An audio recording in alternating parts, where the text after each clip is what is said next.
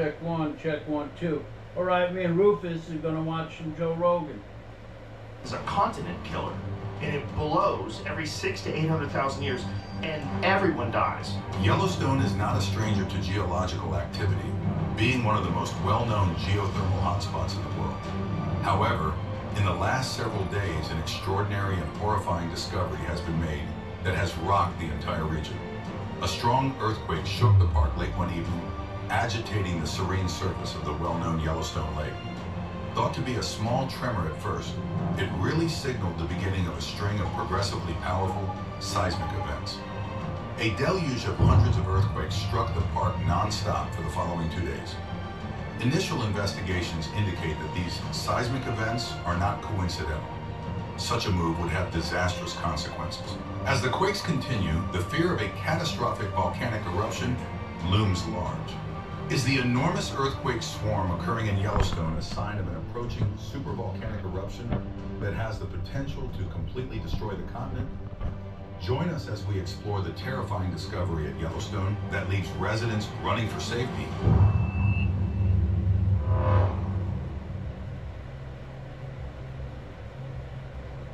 Yellowstone's supervolcano, a sleeping giant, has the potential to unleash devastation on an unimaginable scale. The public and scientific community are on high alert because of the terrifying prospect of such an eruption. Once lauded for its tranquil beauty and natural marvels, Yellowstone is now a terrifying landscape. On August 29, 1870, a 30-year-old Army lieutenant by the name of Gustavus Doane climbed Mount Washburn, which was located above the Yellowstone River, as part of an exploration mission in the Yellowstone region in Wyoming Territory. As he peered south, he could see that a section of the Rocky Mountains was devoid of mountains. The only hills for what seemed like an eternity were off in the distance, encircling a massive forest basin like parentheses. For Doane, there was just one possible explanation for the absence of substance. The Great Basin, according to him, has been formerly one vast crater of a now extinct volcano. The lieutenant was correct. Yellowstone is in fact a volcano, and not just any volcano. The oldest, most famous national park in the United States sits squarely atop one of the biggest volcanoes on Earth. On the other hand, Doane was incorrect in one very important regard. There is still life in Yellowstone's volcano. It is still very much alive to a disturbing degree. Supervolcanoes are a whole different ballgame from regular volcanoes. Some scientists use supervolcanoes to describe extremely violent and loud explosions, but there is no universally accepted definition of the phrase. Any eruption that ejects more than 240 cubic miles of pumice and ash in a single event is considered a supervolcano, according to the U.S. Geological Survey. This is more than 50 times larger than the notorious Krakatoa eruption of 1883, which killed over 36,000 people. Supervolcanoes flatten mountains that have been formed by volcanoes. Volcanoes wipe out life for miles around, while supervolcanoes alter the climate on a global scale, threatening the extinction of entire species. Even though no supervolcano eruption has ever been witnessed by humans, scientists have managed to reconstruct the characteristics of such an explosion.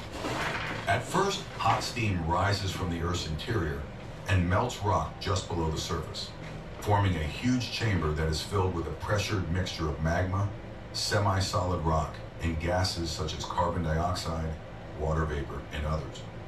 The ground above starts to rise up by a few inches as more magma builds up in the chamber over thousands of years. As if someone were slicing a hole from under a wooden floor, cracks appear along the perimeter of the dome. An enormous runaway reaction occurs when the magma chamber's pressure is released via the cracks, causing the dissolved gases to explode all at once. This is analogous to opening the Coke bottle after you've shaken it, as Bob Christensen, a U.S. Geological Survey researcher, who in the 60s was a trailblazer in studying the Yellowstone volcano. The surface gives way when the magma chamber is drained. The entire top area sinks into the ground as if the earth were swallowing itself. Sick. A massive caldera, meaning cauldron in Spanish, remains behind. Numerous eruptions spanning over 18 million years have occurred at the hotspot that formed the Yellowstone caldera. The eerie moonscapes of the Snake River Plain are formed by the subsequent lava flows, which are a result of ghostly calderas stretching out like a series of gigantic beads across southern Idaho, Roof, you're right Oregon, over there. and Nevada. This is all due to the fact that the hotspot is Beautiful firmly Buffalo. anchored in the earth and is being pushed southwest by the tectonic plate above it. Have you ever experienced an earthquake in Yellowstone? Even if you deny it, there was probably a minor earthquake when you were there. Every year in the Yellowstone region, there are an average of 1,000 to 3,000 earthquakes. Few are large enough to be felt, but those that are, like the infamous 1959 earthquake, are the exception. When it comes to seismic activity in the U.S., Yellowstone is right up there with the worst of them. Seismic activity in the Intermountain Seismic Belt, which includes the park, can be felt north to south across the states of Montana, Wyoming, Idaho, Utah, Nevada, and Arizona. Geysers and hot springs, two of Yellowstone's most recognizable surface Just getting this features, fixed. are the product of the park's underlying volcanism, which is itself an active volcano. Rock breaks along fault lines that have been overstressed to their breaking point during earthquakes, which are frequently the consequence of a mix of tectonic and volcanic forces. The energy is subsequently dissipated in the form of seismic waves, which propagate rapidly through the adjacent rock and cause reverberation. One positive aspect of earthquakes is that they prevent natural phenomena like Old Faithful and other geysers and hot springs from being dormant. By keeping the plumbing system open, earthquakes in Yellowstone help to maintain hydrothermal activity. Mineral deposits may eventually seal off the tiny fissures and conduits that bring hot water to hot springs and geysers if earthquakes don't shake the earth periodically. In most cases, humans do not experience earthquakes with a magnitude below 3.0. Structures can only be damaged by earthquakes of magnitude 4.0 or higher, while the ground can only be ruptured by an earthquake of magnitude 6.5. Seismic events in Yellowstone over magnitude 6 are rare, although they do happen. The most famous and most tragic earthquake in the Yellowstone area happened 57 years ago. The 7.5 magnitude quake, which caused 18 miles crazy. of surface faulting and was felt across 600,000 square miles, decimated a popular campground at the height of tourist season. The worst nightmare came true for thousands of people on a late summer night when they heard the ground shake with an incredible force. The southwest Montana Hebgen Lake earthquake, which had a magnitude of 7.5, occurred on August 17, 1959. It was the second biggest earthquake that the continental U.S. had in the 20th century when it happened. Even now, people may feel the aftershocks of this earthquake, which ranks among the biggest in U.S. history. Hebgen Lake is a huge artificial reservoir, and to the west of it, the modern-day Madison River Canyon extends for miles. Just beyond the line of sight from Highway 287 is the 1,914 completed Hebgen Dam at the canyon's head. The renowned blue ribbon fly fishing waters of the Madison River flow into and out of the lake. Prior to the quake, the Madison flowed from the dam outlet through a tucked-away canyon of the Madison Range toward Ennis. On either side of the timber-laden valley sat steep slopes coated with rocky outcroppings and dense forest. At the foot of the canyon, the river dropped in elevation, entering the expansive Madison Valley. Just before the foot of the canyon sat Rock Creek Campground, a then popular resting ground for tourists visiting Yellowstone National Park. The first tremor didn't last more than a minute. A vertical 20-foot wall of bare earth was left behind when the earth slid downwards along the fault line in a matter of seconds. An enormous slab of loosely attached material broke away from the north-facing slope of the canyon shortly after the tremendous earthquake and dropped quickly into the valley, tearing trees and hurling stones, weighing thousands of pounds into ferocious chaos as it went. Several miles downstream from Hebgen Dam, a new natural dam was created at the base of the canyon when rubble fell to the floor. As the Madison River inundated the canyon behind the slide, it engulfed trees and campers, creating the foundation for Earthquake Lake. The Hebgen Dam was already in a precarious position when large waves, known as seiches, breached it. The inhabitants of Ennis were forced to flee their homes not long afterward due to the widespread concern that the dam might collapse. The night was filled with fear and mayhem. Scattered families fled through the darkness.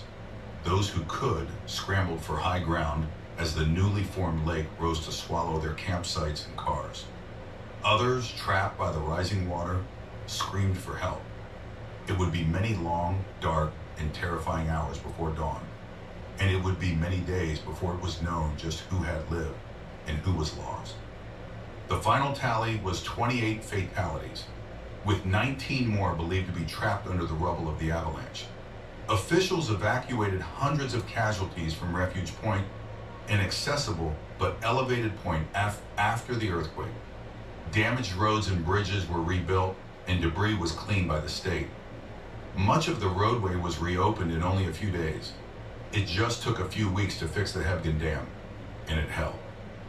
In Yellowstone National Park, thermal features experienced changes, including the Old Faithful Geyser, the park's most visited attraction.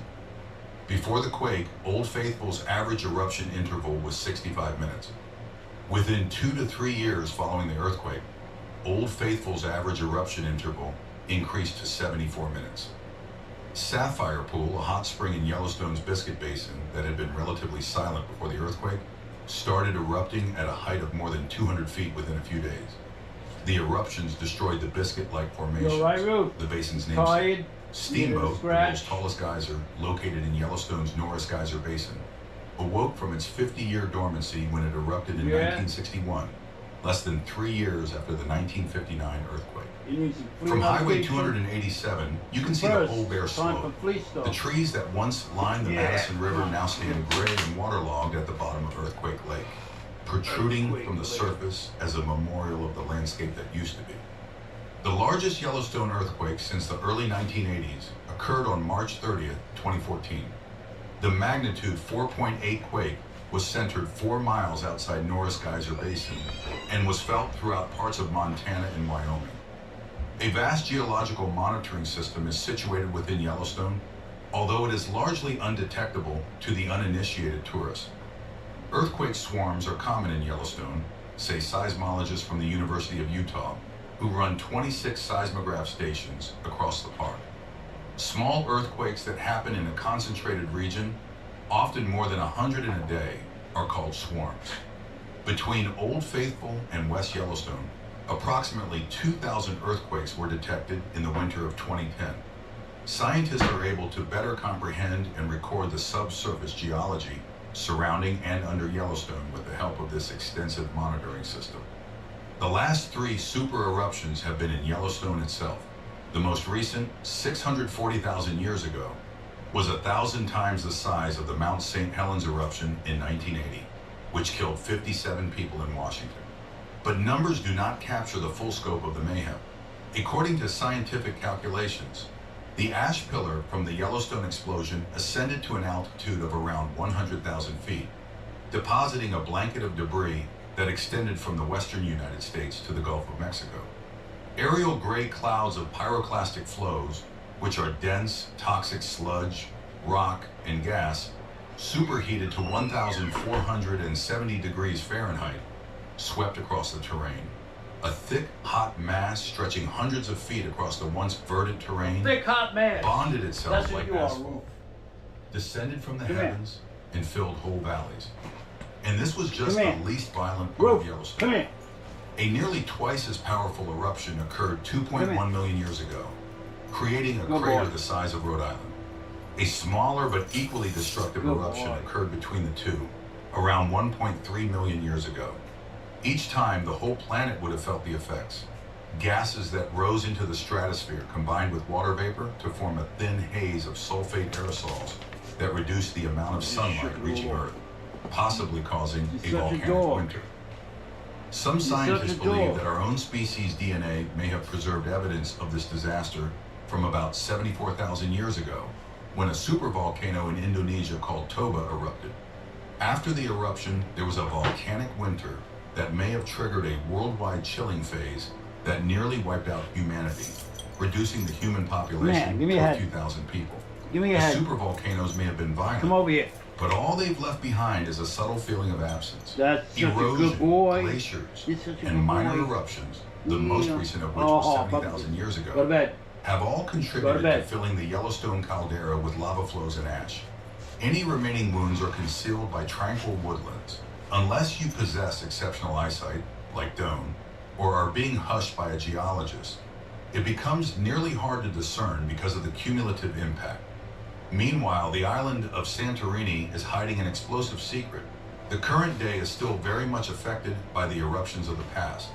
The Yellowstone caldera's nutrient-poor soils are ideal for the park's predominantly lodgepole pine trees. In a similar vein, grizzlies and black bears rely on the nuts produced by whitebark pines. Naturally, the land is still in a state of actual boiling over. The trout that ride in the rivers would not be so abundant without the warming effects of the hydrothermal springs at the bottom of frigid Yellowstone Lake. Wow. The park roils with geysers, fumaroles, mud volcanoes, and other hydrothermal activity. Half the geysers on the planet are in Yellowstone. The hydrothermal features change constantly in temperature and behavior, with new ones popping up in the forests, spewing clouds of steam visible from airplanes, and exuding vapors that have been known to kill bison on the spot. The features' temperatures and behaviors are also subject to regular modification. Despite Yellowstone's volcanic origins, the park went unstudied for decades following federal studies in the late 1800s. Afterward, in the late 1950s, Francis Joe Boyd, a young doctoral student at Harvard, became fascinated by welded tuff, a thick coating of heated and compacted ash. This formation indicated the existence of pyroclastic flows, which had occurred during a recent explosive eruption.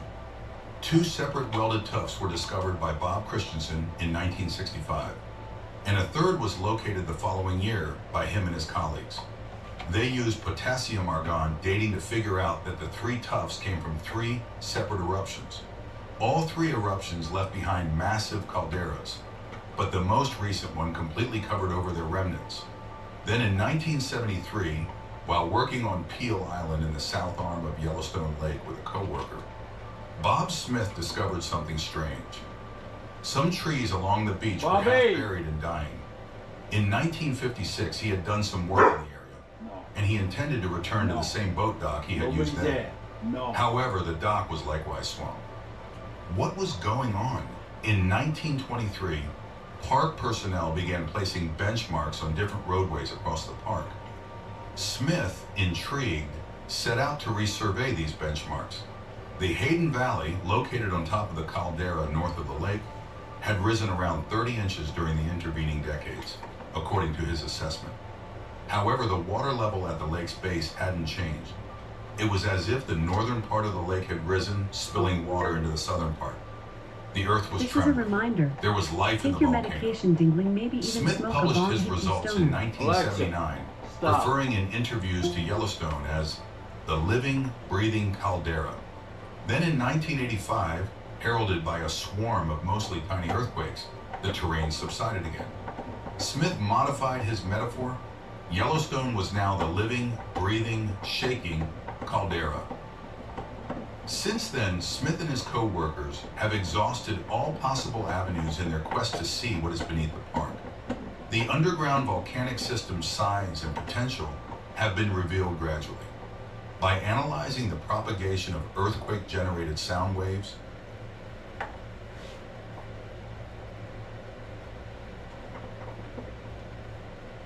Alex Jones. We're looking for Alex Jones. I got an alert. He's coming up live. There, I got to pair my remote because my other remote died. Take me a second, everybody. Just pairing my remote. Oh, pairing my remote. I want to get a goat. I did it. Did it. Alex Jones.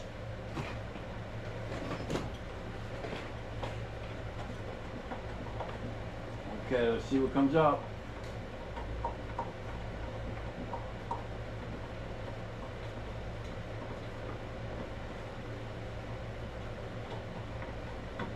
Alex Jones. Got it. She got it. I don't see it. I don't see it. Alex Jones is what? Was he live on his? What's he? Where is he? Where is he? Thank you so much for joining us. All right. Let's see what's going on.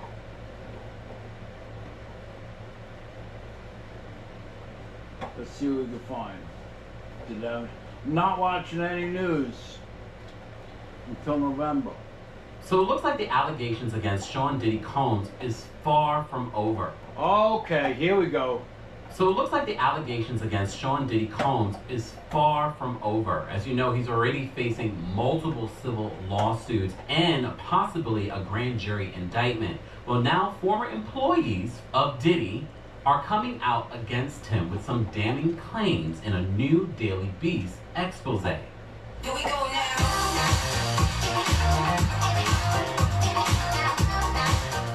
Welcome back to the Kempire Channel, your number one. This is the Kempire Channel, Music, everybody. We're watching entertainment, that. reality TV, and so much more. As always, be sure to like this video, subscribe to the channel, and hit that notification bell so you never miss out on breaking news when we go live. Here we or go. when we Subscribe upload. to his And channel. if you enjoy content like I'm this, just watching, come letting to you me guys see in what I'm person, doing. live. We'll be here in New York City on June 21st. We'll be in Boston on June 27th. We'll be in Nashville on July 11th, and then Atlanta on guy's July all over. 12th. If you wanted more explicit Kempire, where we don't have community guidelines and we don't have to, bleep out words and things like this when we talk about people like Diddy, get your tickets today. More information Diddy, on how do you- After Dark live tour will be available in the What are you, a description. Diddy? So as you know, we've been covering everything Diddy, the downfall of Diddy, we've been calling it.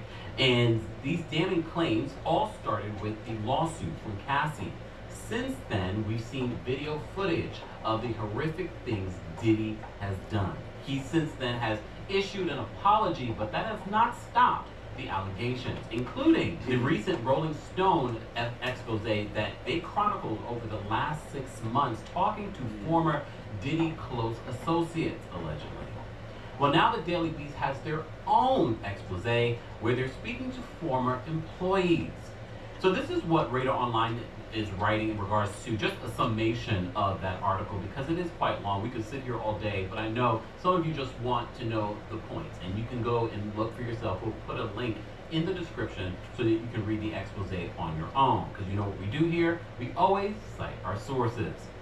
So they write this in the Radar Online article. They said former employees of hip-hop icon Sean Diddy Combs have come forward with disturbing allegations of alleged abusive behavior in the workplace. The revelation shed light on a toxic work environment and interpersonal violence accusations that have tarnished Combs' reputation. They said the events unfolded when multiple ex-staffers from Combs' lifestyle brand Sean John and Blue Flame, his now shuttered advertising agency, shared their harrowing experiences. Harrowing. They recounted instances I like of that erratic word. behavior where Combs reportedly grabbed, berated, and threatened them. Sidebar, this is really not even hard to believe, especially if you watch Making of the Band, because, and I know a lot of us are watching some of the things that we watched. We were just talking about this with Quiet on set, about some of the things that we watched as kids, and we're like, why did we accept that? Looking back on that behavior, that was terrible. That was horrendous. That we should have not put up with that. If you look back on Making of the Band, you might feel the same way. So they said one female ex-employee detailed an alarming encounter where Combs forcibly grabbed her face during a disagreement. She recalled, "He puts one hand on both sides of my cheeks and says, 'Stick out your tongue,' and then he squeezes my face harder and yells at me." The former staffer expressed her shock and discomfort, prompting her to seek other job opportunities immediately. I actually want to just go to the Daily Beast article just to show you what exactly was said in this particular instance. So she says in the Daily Beast article, one female Sean John ex-employee shared a harrowing account about a time Combs grabbed her face following a disagreement about a creative decision. He didn't like that I wasn't the Diddy agreeing guy with is him. in trouble, bro. Everybody out there has got to know that. Diddy did a lot of the 50 Cent saying now, instead of calling people When you speak to me, you should imagine that the you're G word, that you're they talking call him a Diddy. You be a Diddy. She recalled Combs telling me, anything I say, assume that it's coming from All right, I'm gonna cut off. I'm gonna At cut that this off. point, I didn't have I don't know what's going on, reaches out but we'll see how it goes. one hand on both sides of my cheek and says, "Stick out your tongue," and then squeezes my face harder and yells at me to stick out my tongue. She recounted how